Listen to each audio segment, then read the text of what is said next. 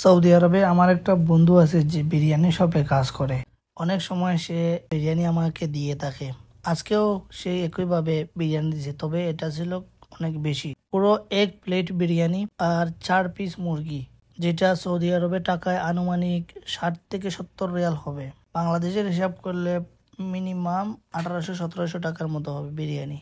তো টাকা পয়সা বড় কথা নয়, বড় হচ্ছে মানুষের মন, মানুষের ব্যবহার। সে অনেক সময় আমাকে এভাবে খানা দিয়ে থাকে। তো আজকের খানাটা ছিল অনেক বেশি। আমি আর নূর ভাই এটা বের করতেছি। মুরগি 4 পিস ছিল, বোনা বোনা।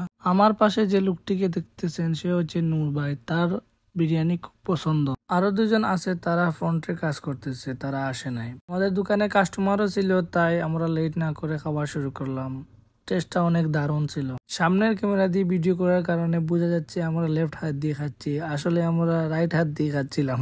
এটা দেখে আমার হাসি পায়। আমাদের দোকানে অনেক ধরনের কেক আছে। 3 বছর ধরে কেক খেতে খেতে একদম বোরিং হয়ে গিয়েছে, আর শরীরটা অনেক বেড়ে যাচ্ছে, ভালোই লাগে না আর কেক এগুলা খেতে। আর বিরিয়ানি দেখে অনেক ভালোই লাগলো। নূর ভাই অনেক খাচ্ছে বিরিয়ানি।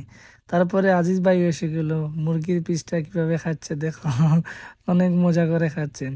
নূর ভাই বলেছে অনেক ভালো হয়েছে বিরিয়ানিটা। ধন্যবাদ বন্ধু রাকিব তোমাকে।